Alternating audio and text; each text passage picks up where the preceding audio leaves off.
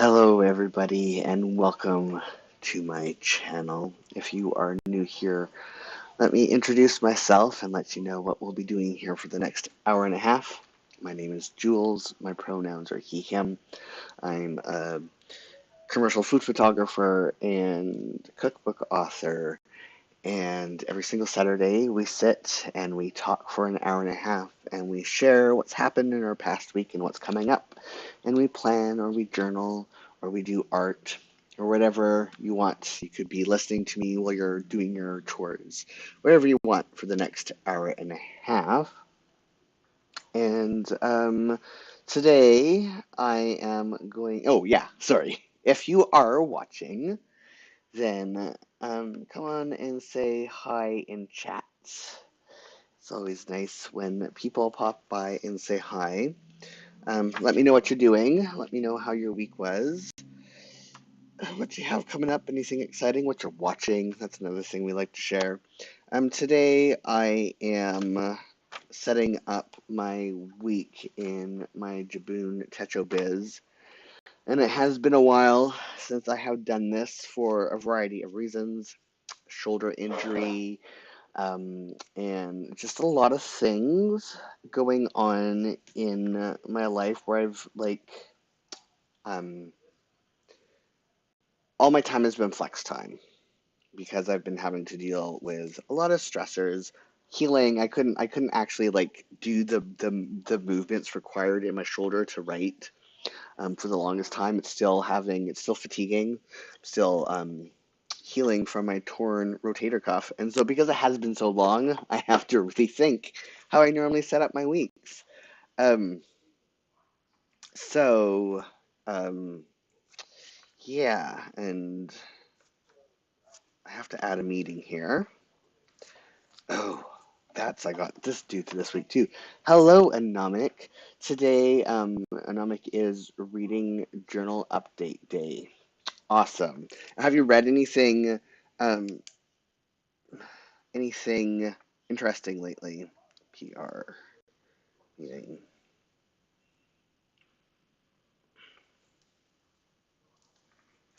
Oh, that was a weird focus thing. Okay. Yeah, so how do I do this? My focus of the week. And this week, let me look at that again. I have a lot of meetings. This is admin stuff. Oh, so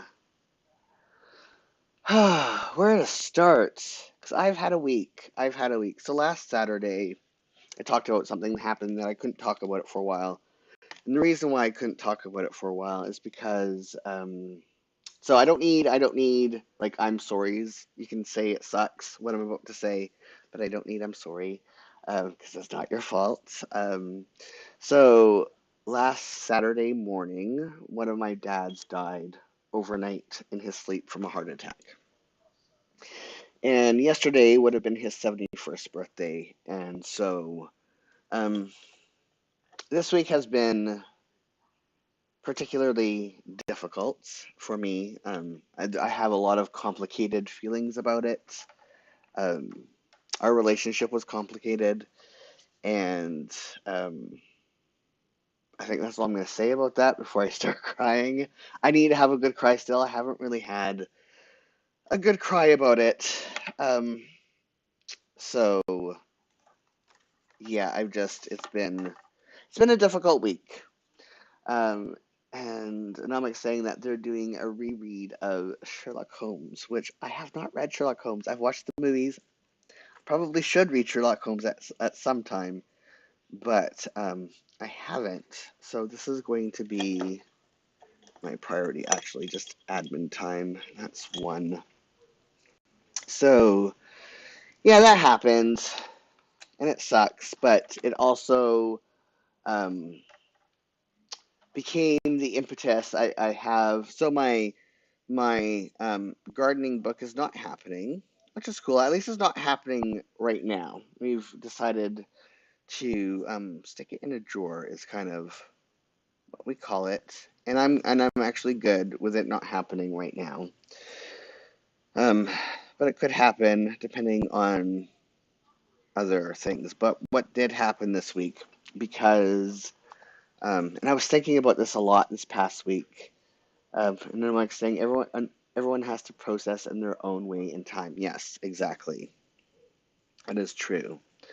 Um, so my the dad that died, I had multiple dads, but he was like I would say out of the he was a major figure in my life for a long, long time through some very informative years of my life.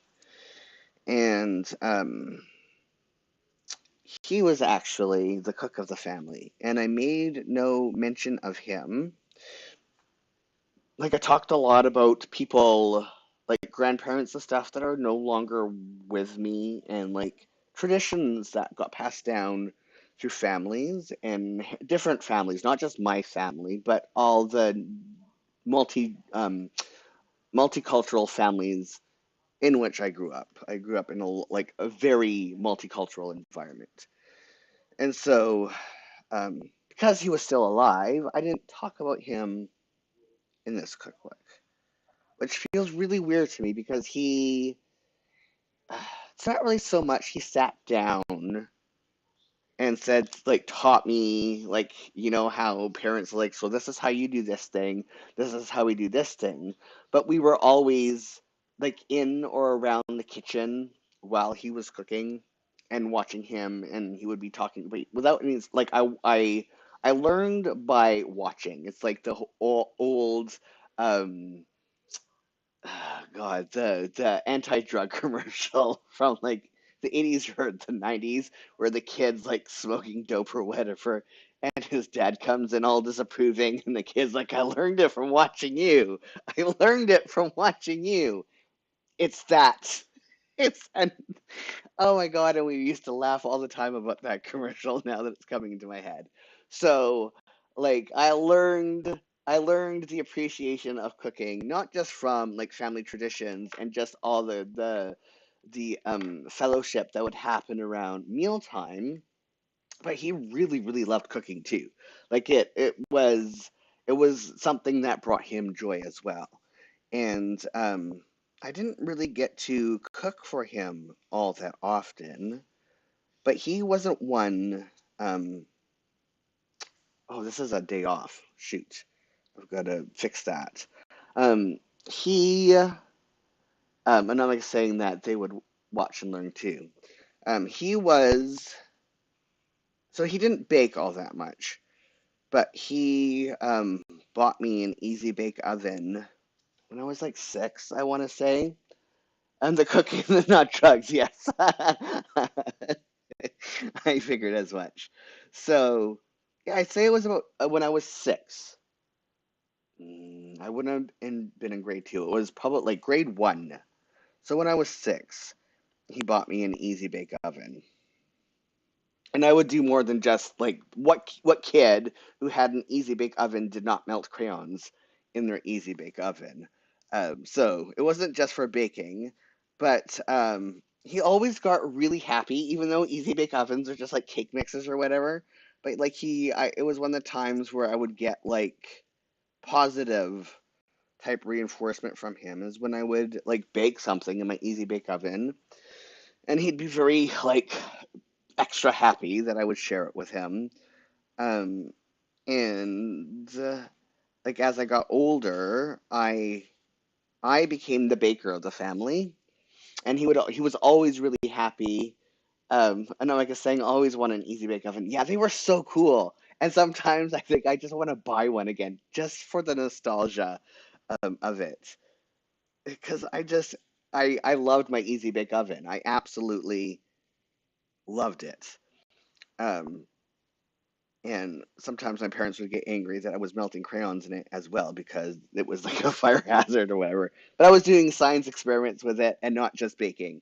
But yeah, but it's still instilled in me that baking was something that I can do to like have good moments with my dad. And he was always, so I started baking, like not only like cooking at a young age and having that instilled in me, but I started baking at a really young age. And even though they never like taught us specifically how to cook. The kitchen was never off limits to us. Mnemonics saying that they went straight to the real oven at around 8 or 9. Yeah, I was about 8 too when I think probably around 8 when I used the oven, the proper big person's oven for the first time, and it wasn't under supervision, which may have been not the safest at that time because like ovens weren't strapped to the walls and there's a whole story about a really bad unfortunate incident that happened with an oven in the kitchen when I was really, really small. But so we were always allowed to experiment in the kitchen, and I always had cookbooks around. And like one of the things that I could do and not worry about any repercussions was grab a cookbook, go into the kitchen, and fuss around and bake or cook, or just the kitchen was always a space that was never off limits to my imagination and to my whims. Um, and so and I don't bake as much. Anyways, long story short, is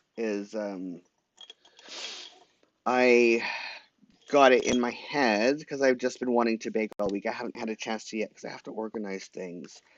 But I thought that I would start developing. Um, is that the right one? No, CGG. Yeah, I would start developing air fryer baking recipes. I have a few in Crip Up the Kitchen, but not because they still require a fair amount of baking. Always requires more work than like the no more of 45 minutes prep time was like for Crip Up the Kitchen. But so I've just all I've been wanting to do is bake. And I like tweeted like, excuse me while I spend the next 3 months baking as my grief works to untangle itself in the background. So that's what I'm doing basically for the next 3 months is baking and like experimenting with baking to make sure that because one of the problems with the air fryer is that unless you do a lot of like different steps, the outside of cakes and stuff will become crusty. And I've solved that, and you learn how to make a cake in an air fryer without having that crusty outer layer. And there's a donut recipe that is done in the air fryer, and a couple other things. But yeah, so I'm just going to be doing a lot of baking to work through my grief and kind of, yeah, untangle the complication because that was something that was the way that we connected, or one of the ways that we connected. And it might become something that is book shaped later. My agent is really excited for the idea. We'll see. I mean, sometimes these things sell, or sometimes they don't. But it is a possible saleable idea, and I have a really good title that I have been floating in my head for like the overall narrative because cookbooks need to have a really good narrative hook these days. So number 5. So I have that sorted out. Um, and yeah, that's going to be, I don't know if I'm going to start it this week. I might start it over spring break, like my last 2 weeks off this month, even though I'm not supposed to be working, Jules, but it's not like really, it's not me working. More so of having something that could possibly be book shaped afterwards being um, a side effect of the fact that I'm just gonna bake everything and not just like stuff that I grew up with, but I'm trying to do like an even mix of desserts and baked goods from the Asian continent and Asian subcontinent and Middle East, which is technically part of Asia, Eastern Europe, Northern and Western Europe, and North America, and the global South. Anonymous is saying, did you get an agent before or after your cookbook pitch? I got my agent after, which is normally not how things are done. So I had, this is, let me see if I can get the story straight. I'm actually going to be talking about it. My agent also has a podcast called Queries, Qualms, and Quirks that they do, and they interview authors about their journey from first spark to publication is like the tagline. So I had already sold my book to my publisher.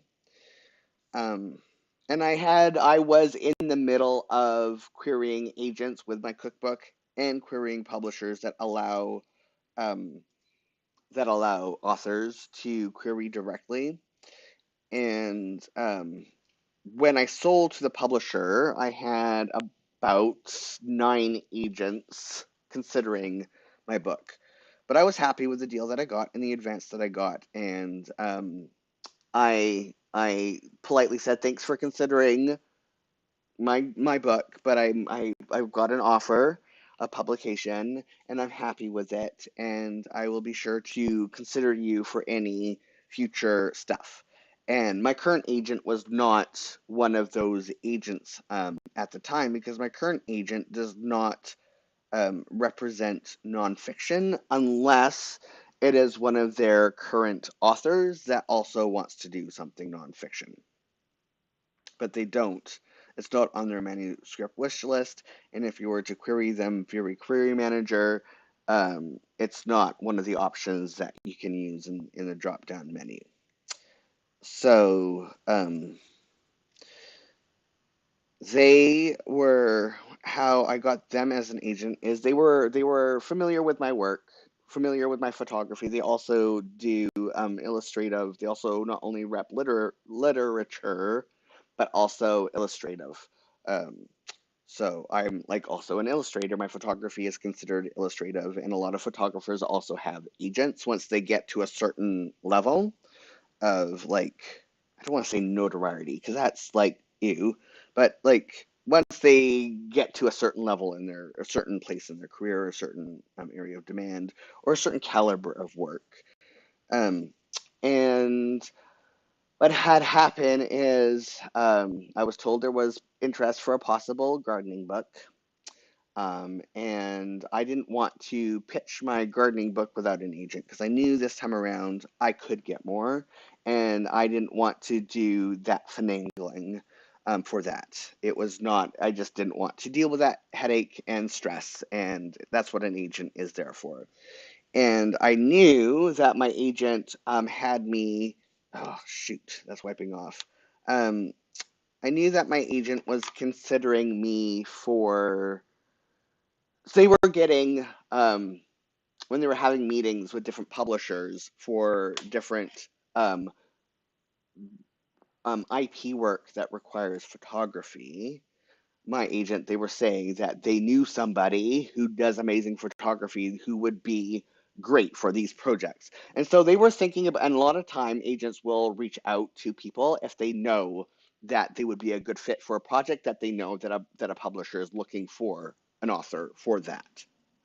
And it happens a lot with IP work, which is intellectual property work. So branded things like a Star Trek cookbook or Game of Thrones cookbook. Those are like some recent examples that I can pull from. And I knew because they had brought it up one day. We do they also host a weekly Wednesday write-in thing that I am a part of, and they mentioned that they brought it up in conversation, casually in conversation. And so, because we had that relationship, I mean, I reached out, I talked with another friend of mine who's an agent, and I'm like, so I have this possibility. And it's a really weird circumstance because it's not like I have a proposal right now for this. Like, what do I do? And my friend who's an agent said, well, if you're like already familiar with another agent, I mean, I don't want my friend to represent me. If you have a relationship, then I suggest like reaching out to them in DM. Don't do this. I'm saying this right now. Do not ask for. Do not reach out to agents in DM for like, will you represent me? unless you have one a very good relationship with them, like really, really good, like always go through the proper whatever their website says. I'm going to say that before I go any further. Don't just like, hey, I have this great book.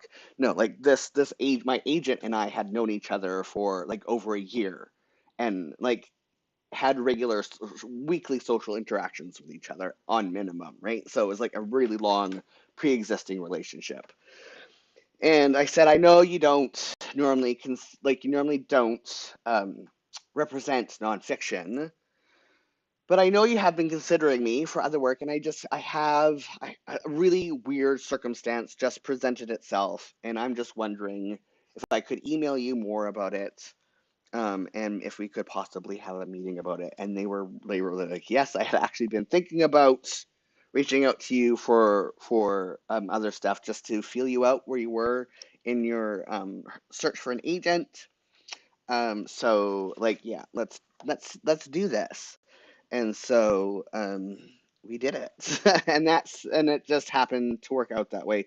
And they also represent all forms of YA, and because I also am working on a YA right now, that just also worked out. And they're happy that if I come up for a YA book that they don't think is a good fit for them or a good fit for the publication, they're more than okay if I self-publish things as well as traditionally, because they also hybrid publish. Also a published author with their own agent, and they do hybrid like through so they're perfectly happy if I want to do hybrid as well. So they just, whatever my career that I see for myself, they have things that they want me to do as well. But personal time, LCG, sorry, yeah. So it just worked out that the timing was that yeah, this is right. They had an idea for me. I needed an agent for my gardening proposal, and I was working on other stuff. And yeah, it was just one of those things where stuff aligned. But I was absolutely seeking an agent when I was doing my cookbook. Anomik is saying that's cool. They allowed the hybrid situation. Yeah, some agents. I mean, it's changing now because like hybrid or self-publishing used to be like such this like dirty thing, but now that like Stephen King self-publishes all of his work, and there's other really like the Wheel of Time dude, Brandon, whatever his name is, like he has his own publishing company now. There's all these like big name authors that also now self-publish. That the whole um I want to say, I guess no, stigma is the correct word, like that's been largely removed from self-publishing. And a lot of author or not a lot of authors, a lot of agents, I don't want, maybe a lot is overstating it, but a fair amount of agents, if you like make it clear during that initial call, um, like if you have any inkling that maybe you may want to also like self-publish and be a hybrid author, bring it up. Yeah, Brandon Sanderson. Yes, thank you. So if you have any inkling whatsoever that you may want to be, um, admin time is BG020, that you have any inclination that that may be something you want to do, then you just bring it up during the call. And if they don't want to support your career that way, then you have to decide whether or not they're the agent for you, whether or not like the pros and cons, um, yeah, just the pros and cons of that whole situation. So yeah, I'm just like my agent is very supportive. So and we have the same goals, the same communication styles, and it just happened to work out. Um, and it was one of those things where I feel very, very lucky, but a lot of it is like actually has to do with a fair amount of work, right? Like I work really hard at my photography. I work really hard at everything that I do. Um, Not that other people don't, right? But like we all like to downplay things, or those of us who are marginalized, I should say. like to downplay things as luck and don't give ourselves enough credit for um, like things that we've actually worked hard towards. So I have to get into the habit of no, I worked hard for this. This isn't some I didn't luck into my agent.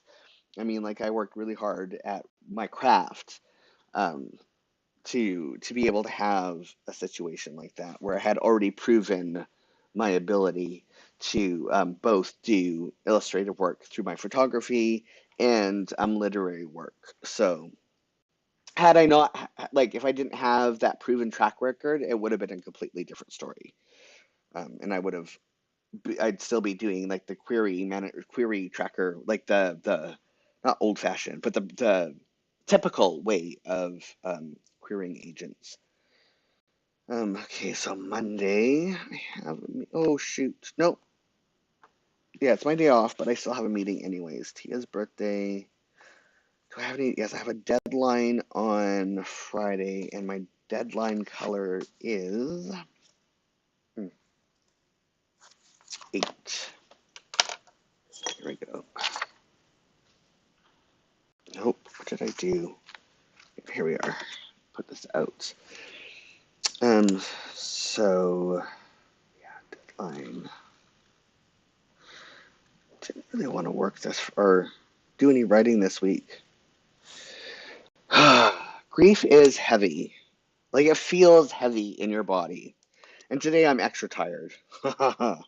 Oh my goodness, I haven't even talked about this yet. Where did I put my pen? Hello, Jules. So yesterday I had in-person physio at the pain clinic, and it's an hour drive from my place to the pain clinic, and an hour drive home. And my physio appointment was 2 hours long, and it was like a lot of work and physical assessments and like do this with your body and a lot of thinking. And it was confirmed 100% that what I am experiencing with the loss of mobility in my right side is not due to muscle weakness or fatigue. It absolutely is nerve damage.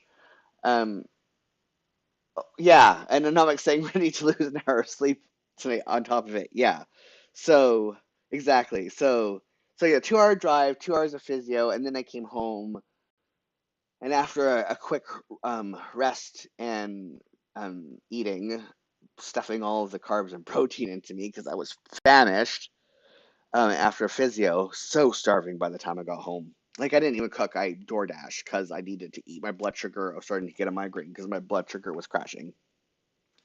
And then I did my regular weights last night for like an hour, almost an hour and a half.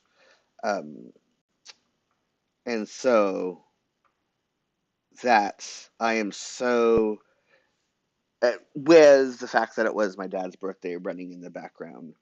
Um, so I am just extra tired today, extra extra mucky. I mean, I guess that's the best way I think there is to describe that weight that you feel when you're sad and when you're grieving. It's just everything feels a little bit heavier and the air is a little bit thicker. It's just mucky. You're walking through mud. Your brain is walking. I don't know. It's just there's a weight to everything. These two colors, I mean, they're different and it's really, really subtle. It's interesting to me. I mean, I can make it a little bit more delineated. God, yeah, I totally forgot because we don't have actual like clocks to move forward and backwards anymore. It all does it automatically now. And we talked about earlier because the dogs are going to be happy that they get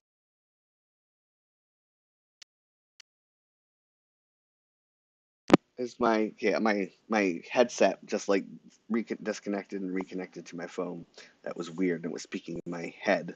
Um, so yeah, the dogs are going to be happy tomorrow that they get to eat an hour earlier.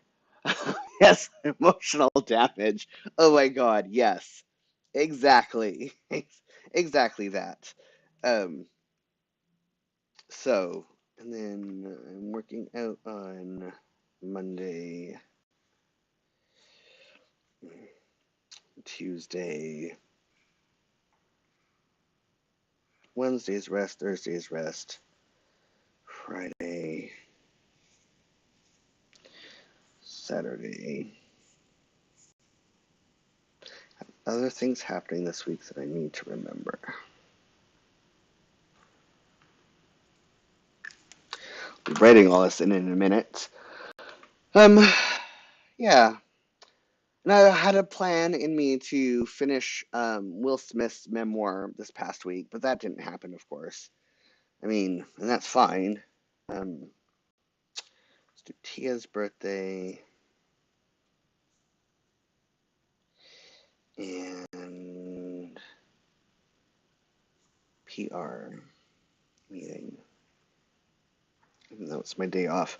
My PR person is got ill, so we've like been pushing every single day. Like we wake up in the morning, see how he feels, and then decide if we're meeting or not that day. And so my whole entire week has been, and then I have another influx. There's another meeting I have this week that has not yet been scheduled. So I have to be sure not to screw that up. I have to shop on Friday. Thursday was dog food making day, so Friday, Saturday, Sunday, last Sunday, Monday, Tuesday, Wednesday is dog, and then Saturday will be dog. Um, any new shows? Oh God. So we're finally watching, or we finished watching, um, Kunk on Earth on Netflix, and if you haven't seen that yet, oh my God, it's so funny. And I didn't realize at first that Kunk is a character from like a comedy thing. But they're in it. But some of the professors that are in the show obviously are not familiar with the pop culture of Kunk. And some of them are so confused by the questions. Like she's, oh, she plays a very clueless, bad interviewer about like history, and the professors are certainly neurodivergent, but every now and then there's an interviewer who's in on the joke, either because they understand that she's not being serious with her questions, or they're familiar with her work, and so they just play along. But then there's other professors that just look at her like like what the heck are you going?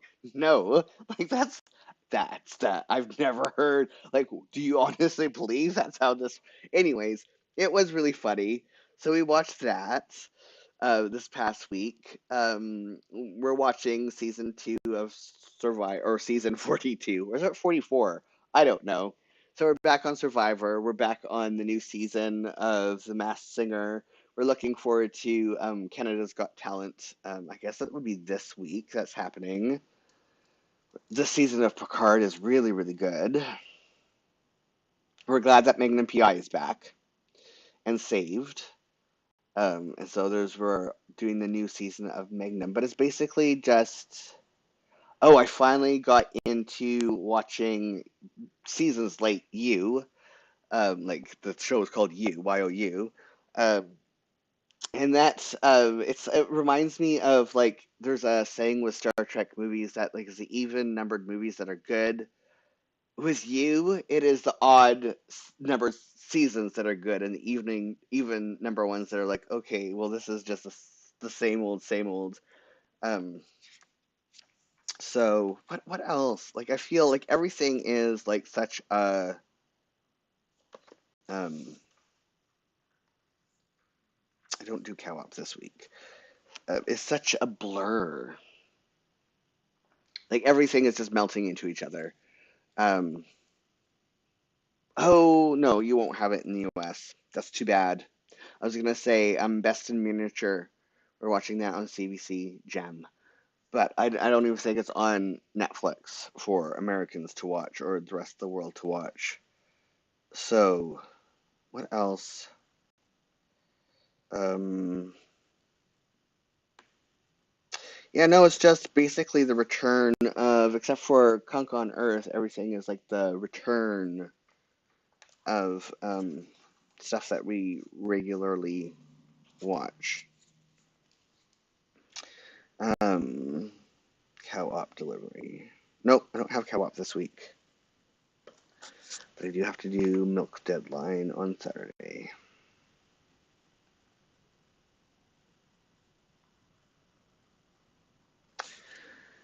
Um, what else do I have going on? This is I'm continuing ed and prep.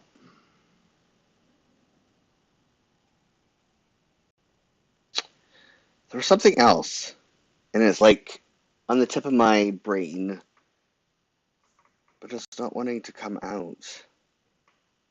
Have to like call up my PVR schedule to figure it out. Can I even do that on my phone in my because everything's streaming now, like even cable streaming as we've discussed before. So it's just weird. Oh, I know what I have to put here. I have to put in my write-in. Rating is CG020. So, are you watching anything new? Oh, that's not it. That's not it either. Here we go.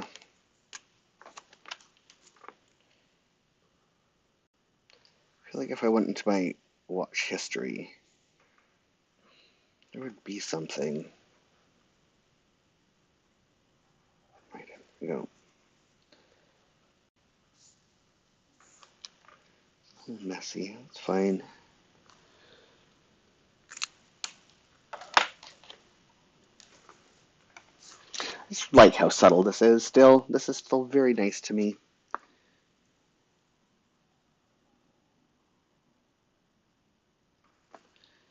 And I haven't watched Job's journal in a very, very long time. I've just been, don't know what the word is. I don't know. By the time 6 o'clock comes around, I just want to cuddle with my dogs, and not think about anything.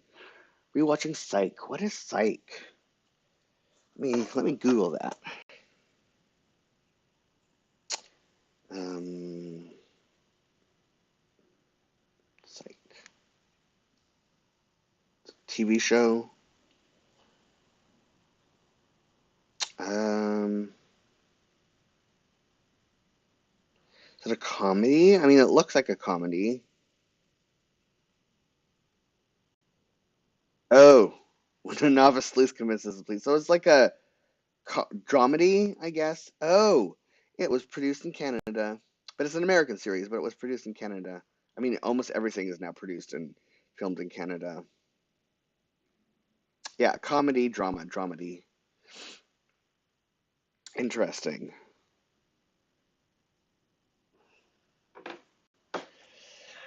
What else? Oh, Job's Journal. I'm gonna put it here just in case I'm up to it on Thursday instead of just needing to collapse when 6 o'clock rolls around. It's funny, I'm like starting to write things and then like moving on to other things. My brain is all over the place.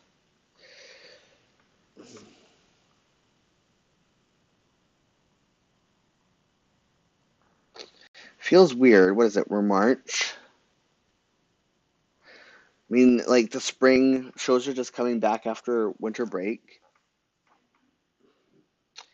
and it like feels like everything's gonna end soon. I mean, Murdoch's gonna be over soon. I think we just like watched episode 20 of the season. I don't think Murdoch really went on a break for more than like 2 weeks, but that's like normal for Canadian television. It doesn't have the big, huge, like, month breaks from like December to like Grey's and Station 19. Oh my God. Last week, I know for people who don't watch Station 19, but last week's episode of Station 19 was like gut clenching. Um, and Namek is saying, same here. Their mind is being pulled in so many different directions. I think it's like the time of the year too. There's just something. It's not all time of the year, but there is breakfast. It feels like to be something in the air. Maybe it is the change of seasons. Maybe it's like also because there's been like a huge increase in pollen count that just even if you don't have allergies has been affecting people. Just everything like there you can feel a shifting of stuff, and it's throwing people off, I think. But almost everybody I know is like feeling some type of, I don't want to say funk, but they're just slightly off for various reasons.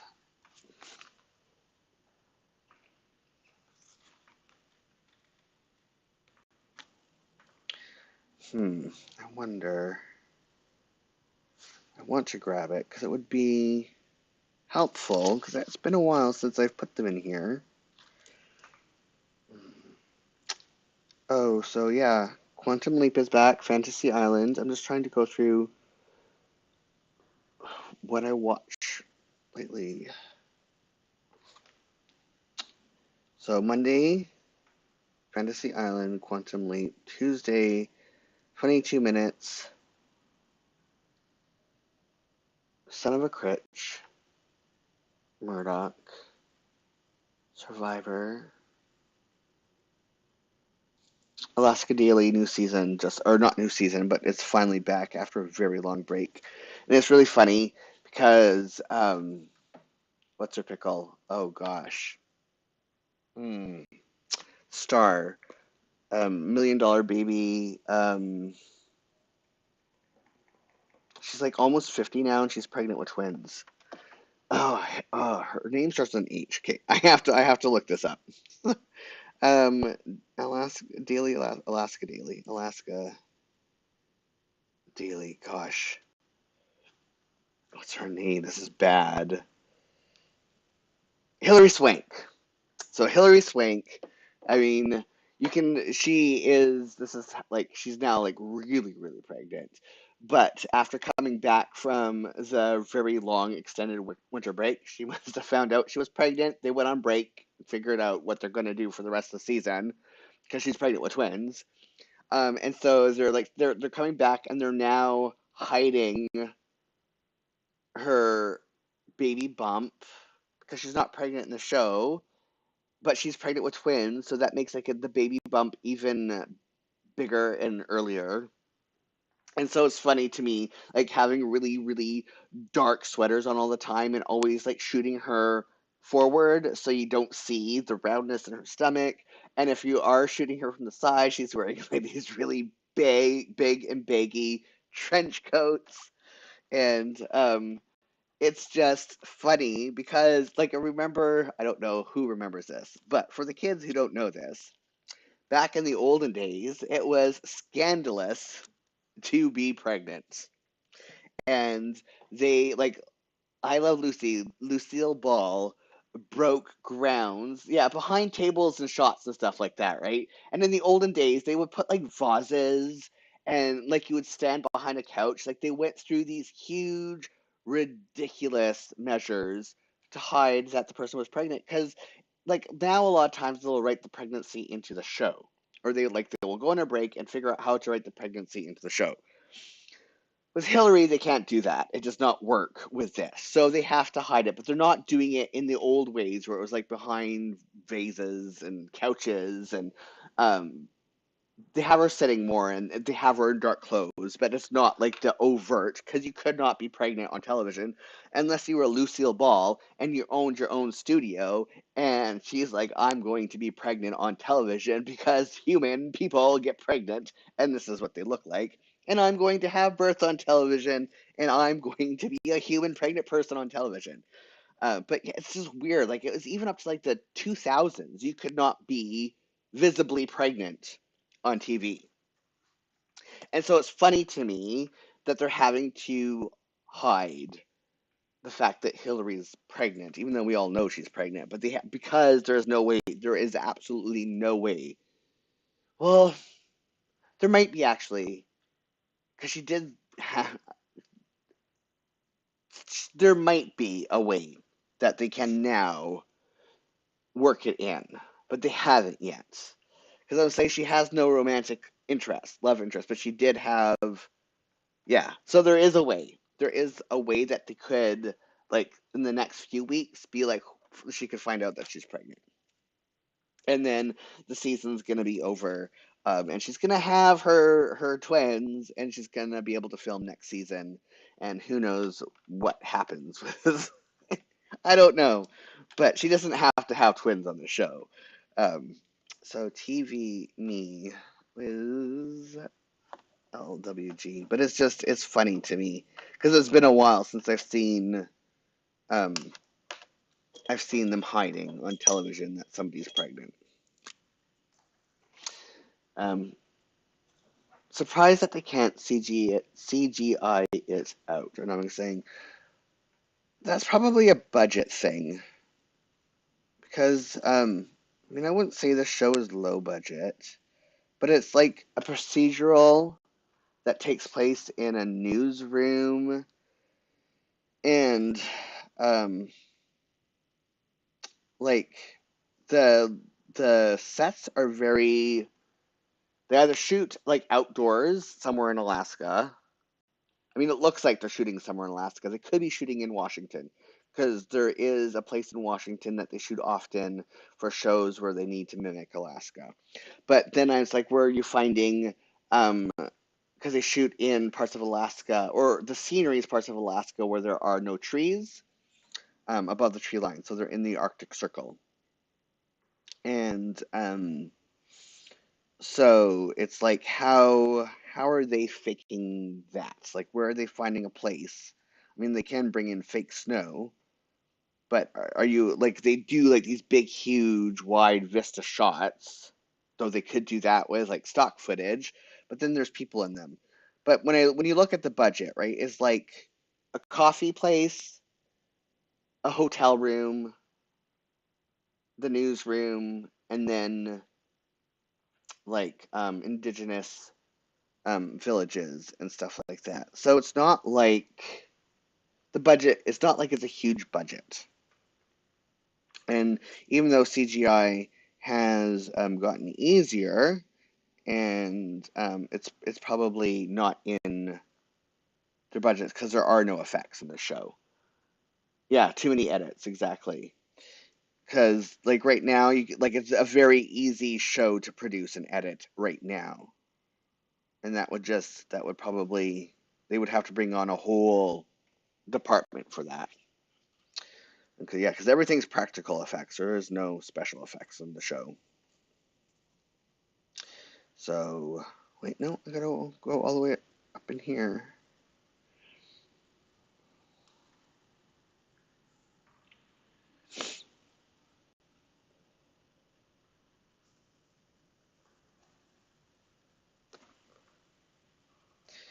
What else are we watching? There is something else, and I'm just not remembering it. Maybe it is just the miniatures, which is like baking the Bake Off, or it's called something else. But yeah, Bake Off, baking show, except for with miniatures. And I'm not going far enough down for this section.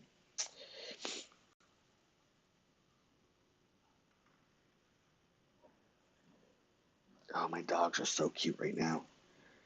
I hate them. Speaking of dogs, so Archer like freaked me out last night, and not in like I was worried something bad was happening. Other than, so I don't believe in ghosts. I don't believe like houses are haunted. Except every now and then, animals do weird things that kind of make me think maybe there are ghosts. I mean, they just stare off sometimes, and especially cats. Cats are just like little weirdos who like just stare off at the wall or at the ceiling like they're tracking something. And you look up and like there's nothing there, buddy. Like, what are you looking at? Well, oh my God. So last night, Archer stands up on the couch and he gets in. I see like hounds have a specific look that they get when they have spotted their prey or when they have like locked onto something. Even scent hounds, they have it's almost like a pointer, like they almost do the pointing. It's almost like pointing. It's like they get this look and they get this body posture that is very much I have locked onto something and I need to get it or I need to alert my human that the thing that they're looking for is there. And it was like he was looking up and like he's just very intent on it. And then all of a sudden he starts barking. And it's not like the excited you know how dogs have different barks if you pay attention to them. He was like barking his like danger danger, I'm going to kill this thing if it does not leave the house type bark. Ziggy, not knowing, not seeing what Archer sees, but he knows that his brother is sending off the warning bark. And he's going like full on bark. Ziggy starts growling like an actual like, I where is it, Archer? Point me to it. I'll protect you, buddy. Like so, both the dogs are just like full in. There is something in the house. I can see it. I'm pointing to it and we need to kill it. We're in danger. We need to. And I'm like, dude, like you're freaking me out. There's nothing there. What are you? What is your problem? And then I like paid attention a little bit more to where he was looking. And so there's a camera stand. It's a C stand. So it goes up. There's an arm. My camera is attached right here. It's like overhead. It's like an L shape or T or hangman. It's a hangman shape, right? That's easier to visualize. And so on the T part of the hangman, like this end, I have a towel hanging from it so that when we're walking past it, we can see where the end is so we don't take our eye out. And it turns out that he was barking at the towel that was hanging from the end of my camera stand that has been there for a really really long time. And suddenly, because normally beagles don't look up, they're normally sniffing and their noses are normally looking down. Beagles normally don't look up, and so I guess this is the first time he looked up and he saw it. And my goodness, it was scary. I mean, like as scary as it can be when your dog all of a sudden starts going going. He calmed down eventually. Like once we told him, like, okay, Archer, like leave it. There's nothing there. He like looked at it again, looked at us. Like, are you sure? Do I really like? Are you sure this doesn't need to be destroyed? Because I'm willing to do it. Like I've got your back. He looked back at the towel and then settled back down. And but it was one of those moments. Like it was like, what is going on here? I'm like, dude, like, is there a ghost? It was funny. Dogs are funny, and it's just the dogs have not. Every once in a while, they'll hear a noise outside, like from the street or whatever. People walking on the street talking sometimes will set them off in alert mode. Depending on if it's a yelling voice or just like a talking, laughing voice, it all depends on the tone of the voice. But yeah, last night was Last night was something extra. Oh yeah, another really cool, exciting thing. I finally have the community tab on my channel. They finally gave it to me. And so that means I can start doing posts if I have to cancel a stream. Um, and so I can let people know via a community post rather than having to do secret messaging by changing the stream title. So that was also another fun development this week. I I I saw the extra functionality today when I was setting up the stream. They didn't send me an email or anything about it. It was just a new thing, new feature that where it has like create or upload. So yeah, it is awesome. I'm happy about that. So let me just double check that I have nothing else in my calendar this week that I have not yet put. No, I'm not going to that meeting on. No, that is everything to this point. I know I have another meeting, but yeah, let's. I wonder. Hold on. I'm gonna see if I can do something. Stay there.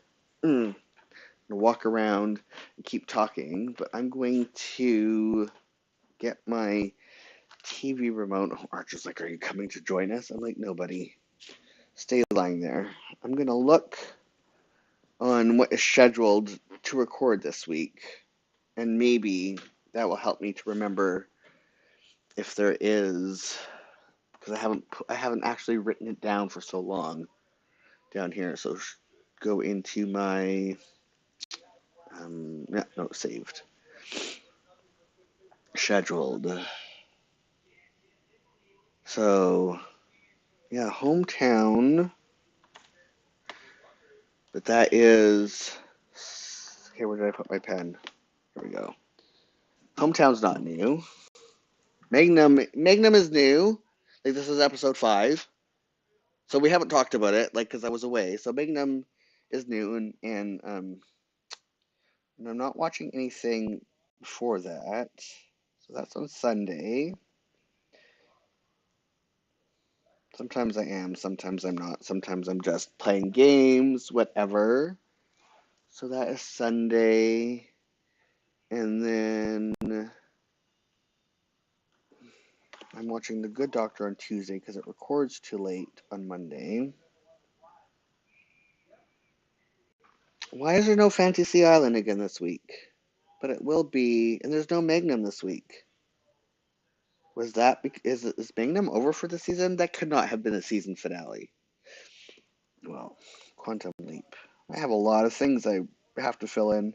I have a lot of shows on lists I need to watch. So Quantum Leap. Oh, I should put Leap, not just Quantum. And then 22 minutes. And Critch. So the Critch. Ow. And then Wednesday. Huh. There's a show missing. Is that really the end? Oh, yeah. No, we don't have that anymore. Okay, so, yeah, there is a show missing. Weird. We run the Burbs, and it's oh, the show, I can't think of it, but there's a show that we watch on CBC that is a guy goes to small towns that are, it's called Still Standing, yeah. But that's not this week, so we're gonna be watching Survivor. But first, no, we're gonna run the Burbs, but that's not new. And then Survivor,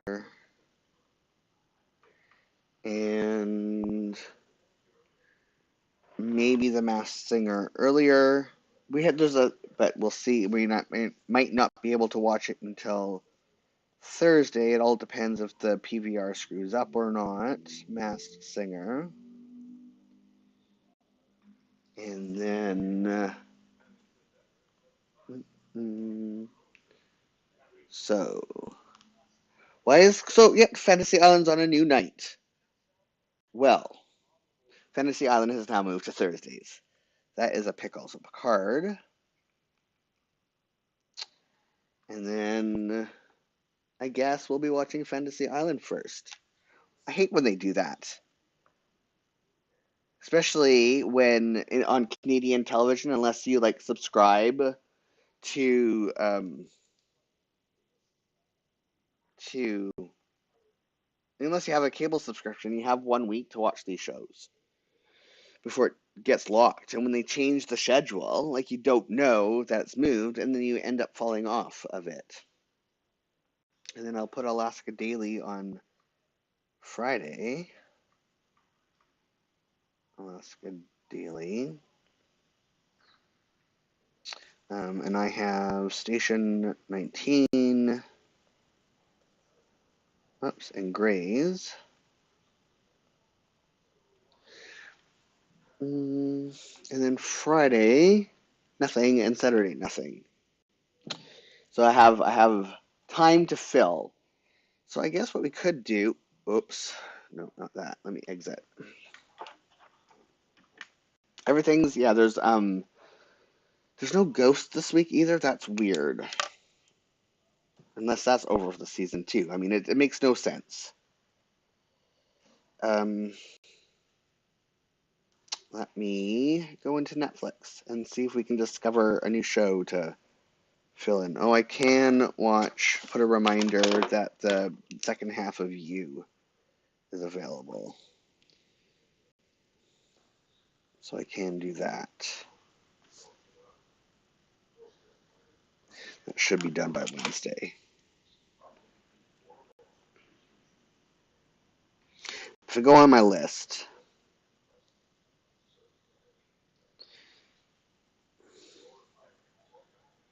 there's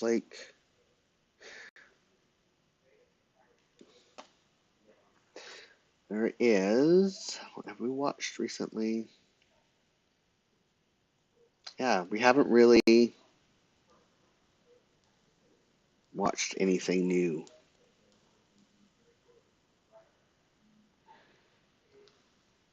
There was something that I randomly ran into. Like sometimes it's just like, oh, it's like one-off stuff. Like we watched, it was an hour long, and it was, I think I want to do, movie. I wish there was like a watch history, movie cliches. Yeah, it's called Attack of the Hollywood Cliches. We watched that the other day, but it's only an hour long, and it's really, really funny. Rob Lowe's the host or narrator, or like, I don't know, whatever, the person who walks you through it. And he does comedy really well. And I always forget that he has impeccable comedic timing until I see him in something that is comedy. And I wish he would do more of that and less of um, the 911 show that he's on that I can't watch. Every time I see a commercial, and it's like, we've got frogs. And it's just so kooky. Cool. So what I think I want to do, so if here's a question for you, Anomic, because I can start thinking about planning if I'm going to cook anything this week, or at least like write out some recipes that I might want to. Like I've created a list already on my phone, but if there was something like it could be, you could pick more than one baked good, but something that you would like to know how to do in the air fryer. You're laughing at the frog thing. It's weird. Um, Lone Star, 911 Lone Star. It's just not good. And I always like think like, who did you piss off, Rob Lowe, to get that show? It makes no sense because you are a really good actor, and that show just isn't. It's just not. It's the opposite of really good. Um, so I don't have anything I want to accomplish. So let's just do. Um, call this baking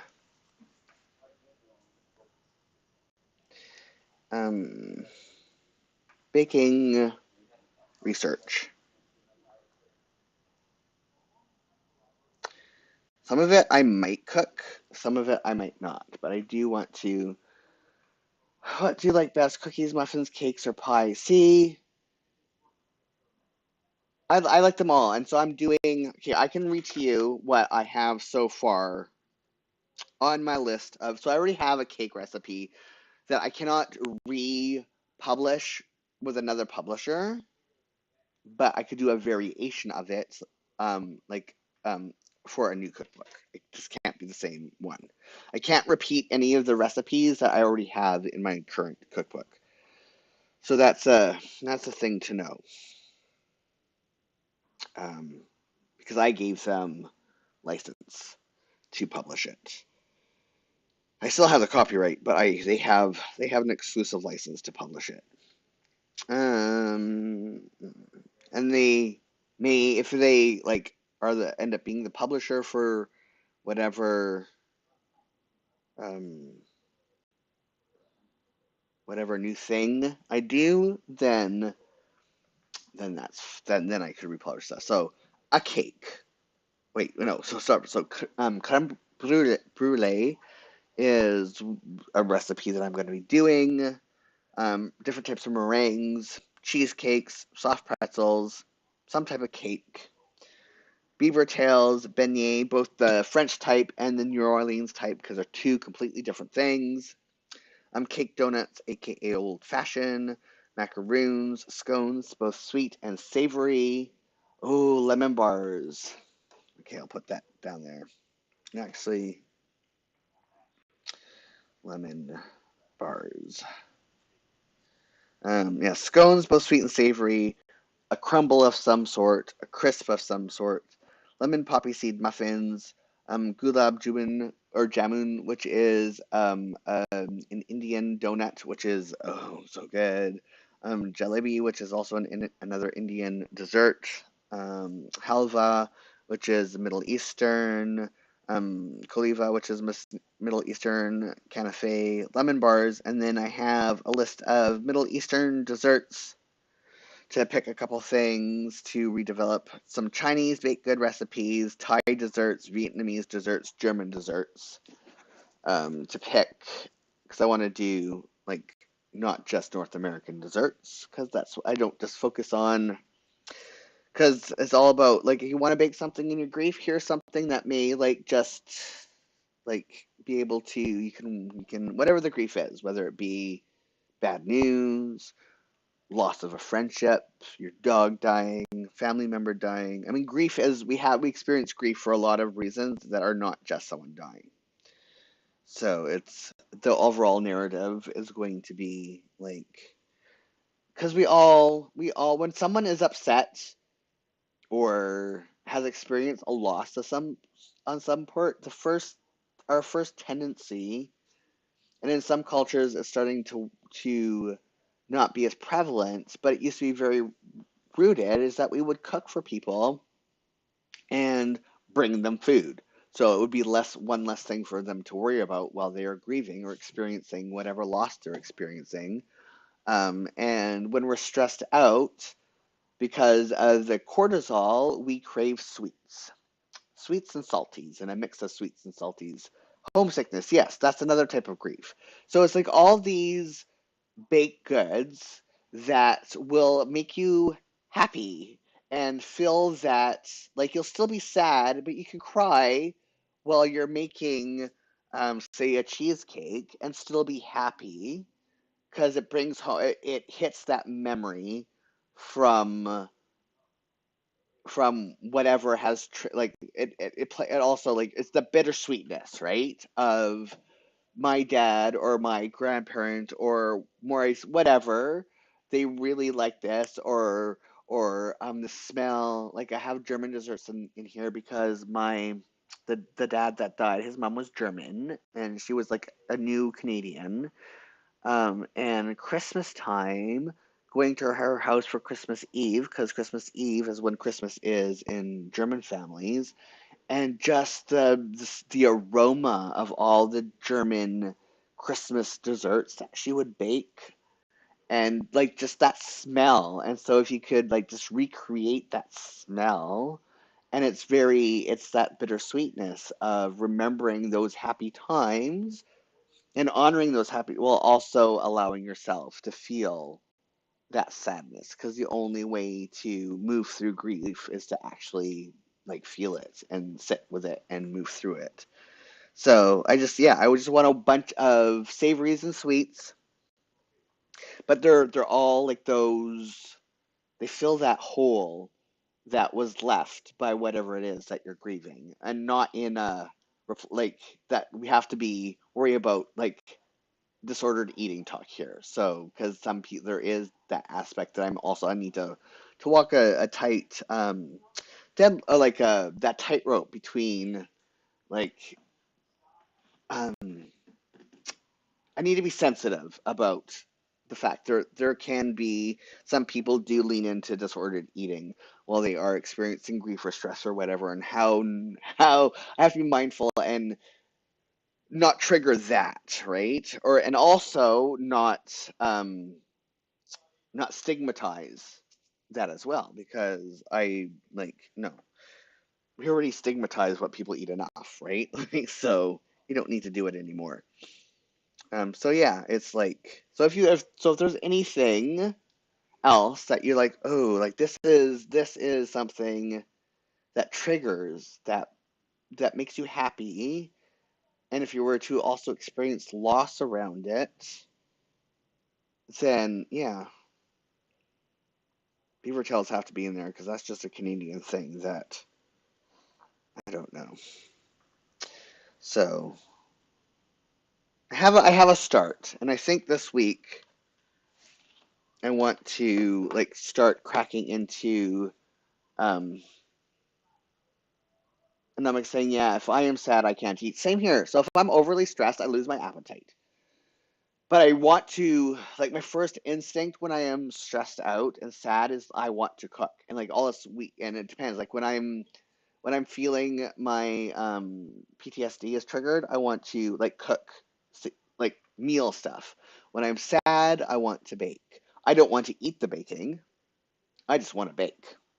And it's really interesting to me that like I had to text my youngest and be like, so I'm about to have an excess maple cookies, and I have to do a shortbread as well.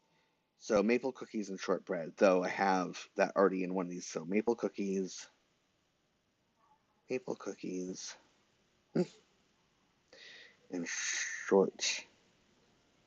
shortbread. Um, so I texted my youngest. I'm like, so I'm about to have a whole excessive amount of baked goods that I will never, because I also am not much of a sweets eater, and I'm not much of a baked goods eater. Like I will very rarely do baking and eat it. Very rarely. I'm not, yeah. So my youngest is very happy that he will be getting regular baked good care packages, because we'll just never eat at all. So this week, what I want to do, because I've been thinking about it a lot, I think I want to do the start on the beignets, which is really has a really interesting because a beignet in French, like, and I had to actually get clarification for this because I would have done it wrong. So a beignet is not yeasted. A beignet is actually like a choux pastry in French in Canada, and beignets actually in Canadian French is just a generic term for donuts, and they're not yeast like these beignets, like the beignets that are from France are not yeasted, but then there's the New Orleans beignets, which are just donuts. They're yeasted, but they're slightly different than a regular donut because the dough is frozen or refrigerated, where other donuts aren't, and it causes the consistency to be closer to the French beignet, which is just a choux pastry and has no yeast in it whatsoever. Um, Stock it in the freezer for the holidays, but we don't even do holiday baking and stuff like that, and we don't have big, huge holiday gatherings. It's like if we have, I mean, yeah, we don't have big, huge holiday gatherings, especially now that my oldest like lives halfway across the country. My youngest will stop by for a quick visit, but that didn't happen during the panini because it's just too much of a risk for me. So, but even beforehand, like it's not part of our traditions, which is weird. Like, it's just we're not much sweets eaters. We never have been. Um, Even though I liked, like, even growing up, when we would go to my German grandmother's house for Christmas Eve, I loved the smell of all the baking. I would rarely eat it. It was just something I enjoyed smelling. I enjoy smelling baked goods, and part of it I think is because I'm hypoglycemic, and because there's just so much carbs, my blood sugar drops, and I feel like absolute crap afterwards. And so I enjoy smelling it. I enjoy a little taste, but I'm not much to eat one. Holiday care packages, yes, I could do holiday care packages, absolutely. So beignet, and I need to do so French beignet in yeasted, New Orleans, yeasted, New Orleans. Okay, and then I'm just wondering because that's gonna take like developing a whole new recipe for the air. Like I'll start off with like the regular, but there's different cook times, techniques, things you have to do when you're doing it in the air fryer so it doesn't form a crusty, hard outer layer. And that's where the fun comes in, is that problem solving. And I'm just trying to figure out like what else could I cook this week? Oh, no, I don't have enough eggs to do meringues. Do I though? No, I have to buy extra eggs for that. So, do I want to order? I think I do. No, I don't. I'll save that for next week when I do my regular order. Is there something else that I know? I could make scones this week. I could play with scones, both savory and sweet. So scones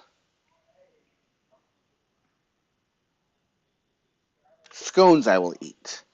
Scones are something that because I can put lots of and I can eat them with things.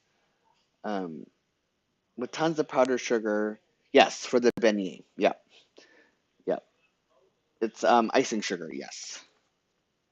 Yeah, and but we have other so and because I've never had a New Orleans beignet before because it's just not something that's in Canada, which is just I love these differences between our countries when it comes to like food and culture. Um, is I have my agent is going to be happily testing this. And they are the ones who are like, I really could use a beignet, and I've been thinking about an air fryer beignet um, for like a year now. So I have my agent. They're going to be testing the beignets because I have an idea of the texture and everything from their description. But until I have someone who's actually had them before, I won't know if it's right without having my American testers. Cafe du Monde. What is that? Is that like a New Orleans restaurant? Oh, I think I've heard about it. I think that's like whatever. If you go to like the French Quarter, you're supposed to go there for beignet. That's the yes. Yep. Okay. Took me a minute, but yeah. Trying to remember what show I was watching. It was like um we're going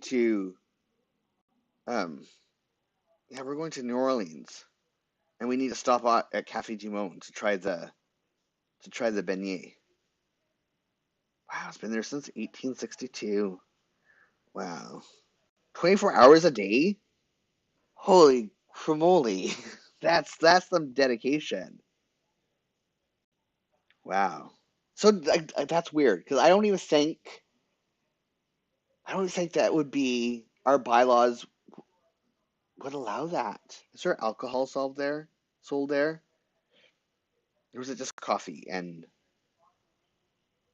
because like, when I think of New Orleans, I think of like bourbon and alcohol and food and so let's like, where's your menu?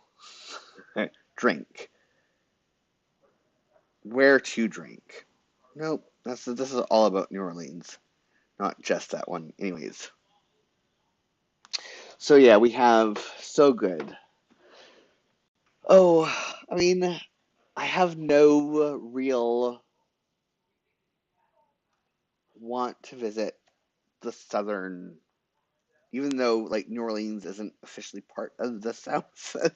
It's still it's there's like it's the South and it's hot and floody and and um but that is one place that I'm very curious to see, especially because of how different the French culture is has evolved, parts of it that has stayed in the US compared to French culture in Canada, which is much more part of the entire fabric of Canada, um, and how it is a little bit more European, but still there's still some like Europe. You can see still the European influence in New Orleans.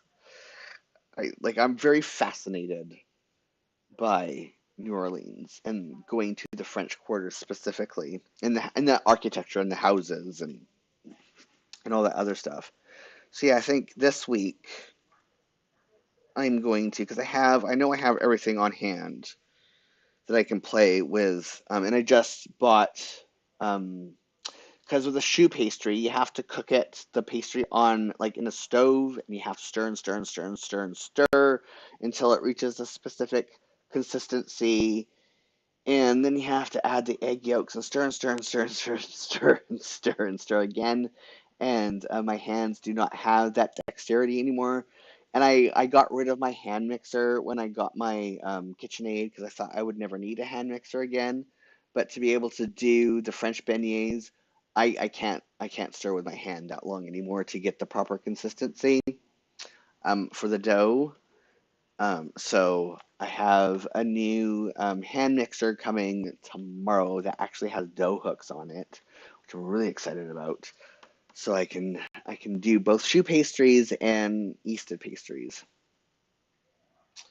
Um, the South has the best food though, much more influenced by enslaved Africans. Yes, yes. Like that's one thing about the South that I would want to experience is that food culture, um like an like black barbecue, not just like how white people like I want to go to a black owned barbecue joint and experience that.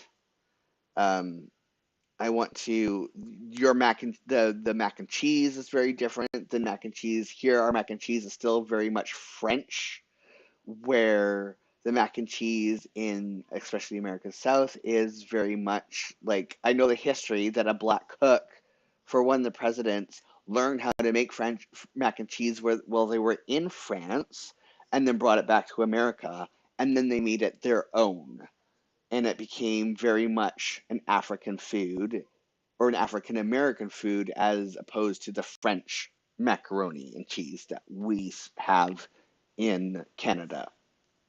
Um, Similar recipe to churros with the pastry. Yes, it is like it's very similar with slight differences. Um, so anybody who has made a churro know the basis for a beignet, like a French beignet, and it's really interesting. So beignet is actually a fritter because the beignet you would do it in fried in oil instead of oven baked like you would for an eclair. Like it's the way you prepare it. But a fritter in America, so fritter is anything that is fried in France. So like French fries are like pomme de frites, which means fried potatoes. Um, and so a beignet is a fritter because it is fried in oil, as opposed to baked in the oven. But what Americans have for apple fritters is completely different, um, again, than what a French fritter is. Like, there's no, like, an American apple fritter has like leavening agents and stuff in it, whereas a beignet, a choux pastry, does not. It's a puff pastry. Um, so it's just very fascinating how American baking has deviated. Like, uses the French names because it had that French influence, but it has become its entirely different thing in America because America, just the way America has done, like, has, I don't want to say, has like made so much efforts to push to distance themselves from the European roots and be American, for lack of better words.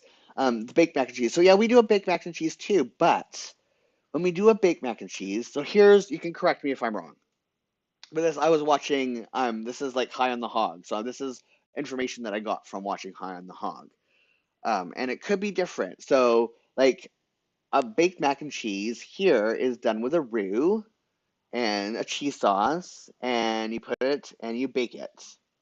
Um, where a baked mac and cheese, it might not be all of the South, but how it progressed is like layers of butter and cheese. Butter, cheese, butter, cheese. There is no roux, and it is the butter and the cheese baking and melting that form the cheese sauce, as compared to our mac and cheese, that the cheese sauce is starts off with a roux and a white sauce, and then you add the cheese, and then you put it on the already cooked macaroni, and then you bake all of it together. So it's just those differences, um, and and sometimes like Americans will put crumbled up potato chips or like breadcrumbs, planko on their baked mac and cheese, and that's not really something that is done in Canada, which is interesting to me. I don't know how widespread it is in America, but every time I see someone talk about like sprinkling the top of their mac and cheese with either planko or potato chips, I'm like, what are you doing? Like, that's just so weird to me.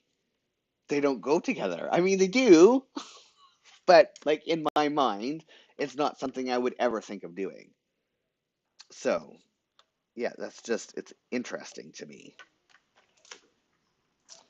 And I'm like saying, yeah, no roux in the baked mac and cheese. Yeah, see, that's just fascinating to me, and that's because again, that's the influence of enslaved Black people working for the president, and just how enslaved Black people have influenced American cooking, and I just find that, like, I want to experience that like from Black people instead of the white stuff that has filtered, like, through, instead of through a lens of white supremacy. And so that would be interesting. Like, I would, if I went to the South, it would be I would spend time in areas that are predominantly Black. And how to do that without appearing like I'm trying to be like a tourist or like being all white savior is like, how do I do that? But I mean, people know when you're trying to be like, ooh, look at me. I'm like trying to be, instead of like, no, I actually want to learn and undo my whiteness by actually learning how these things are done by the people that, um like, without them, this would not be a thing. It's just the whole, like, when I did the hash recipe and just learning about the history of hash and hash houses in America and all that, like, that was just like fascinating to me. Not surprising. But yeah, white people don't know that. White people don't know that it is the result of enslaved peoples and indentured servants. Why hash exists, and it's fascinating. And with that, it's like time. So, oh, I forgot to put live plan with me. No live plan with me. Oh yeah, I have to do the arrows down. That's right. That's another thing that I remember I have to do. Just eat and you will be fine. Yeah, I just want to go there and eat all the food and learn about it. Um, so yeah, that's it for another week, unless something comes up. So if yeah, something comes up and I have to cancel next week, I will make a post about it in the community tab. And so if you like come to watch the stream and it doesn't happen, there will be a note. Good chat this week, and Alex says, I will talk to you next time. Yes, as always, it's a pleasure. Thanks for everybody who joined this week and who is watching this on replay. You guys are awesome. Next week at 1 p.m. Pacific, and it is a different time, British time, because British is still on standard time and not on daylight time next week.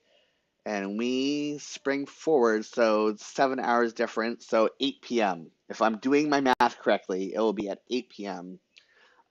British Standard Time next week, and Pacific Daylight Time here. Have a great week, everybody. Stay safe.